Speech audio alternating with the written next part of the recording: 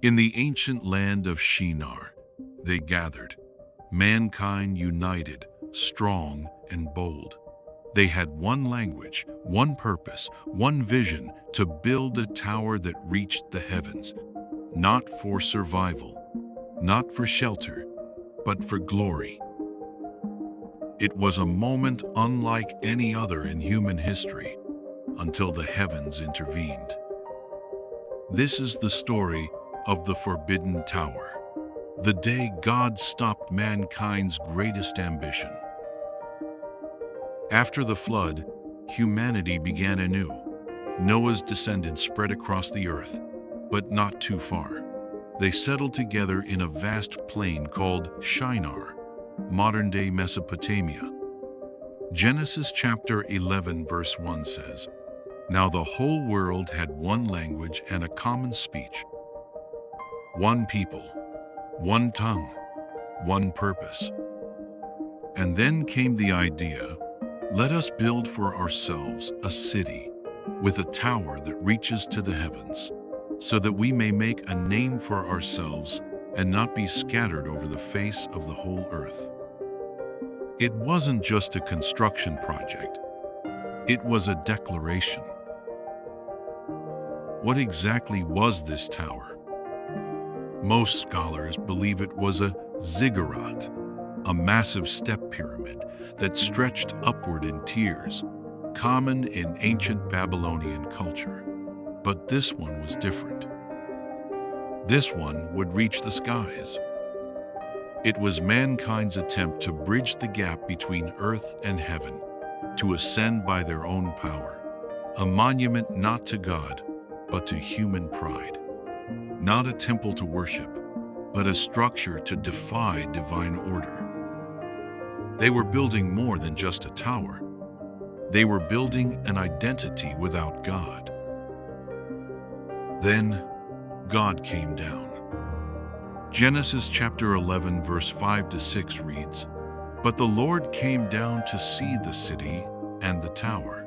And the Lord said, if as one people speaking the same language they have begun to do this, then nothing they plan to do will be impossible for them." Was God afraid? No, but he saw the trajectory. Mankind, united in rebellion, had tasted power. They believed they didn't need God anymore. They had language, they had skill, they had vision, and worse, they had pride. So God said, "Come, let us go down and confuse their language so they will not understand each other." And just like that, confusion was born.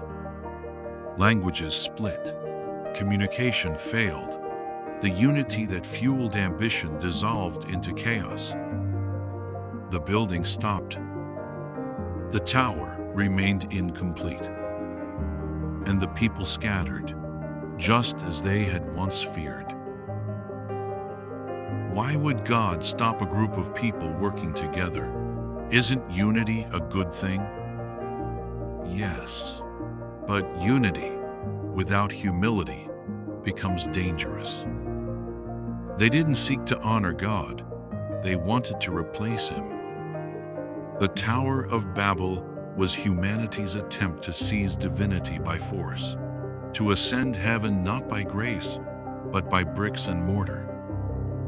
It was ambition without restraint, progress without purpose, power without wisdom.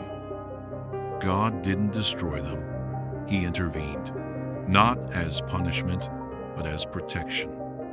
Imagine if fallen man, unchecked and unified in pride, could accomplish anything he wanted. The world would descend into chaos, corruption, and self-destruction. Sound familiar? Thousands of years later, are we building our own towers again? Not with bricks, but with technology, with systems, with empires, with digital identities. We speak in codes, networks, and data. We strive for influence, followers, platforms. And still, The echo of Babel remains. Let us make a name for ourselves. We chase greatness, often forgetting the source of true greatness. We desire unity, but neglect righteousness. We pursue ambition, but ignore wisdom. Could it be that we are building a new tower, just as forbidden? The story of Babel isn't just about judgment. It's about redirection. Where Babel scattered people through confusion, Pentecost, thousands of years later, united people through the Holy Spirit.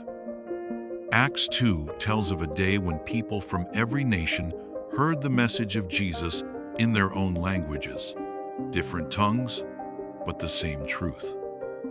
What Babel broke, Pentecost began to restore. Unity not by pride, but by grace. Not through human effort, but by divine power.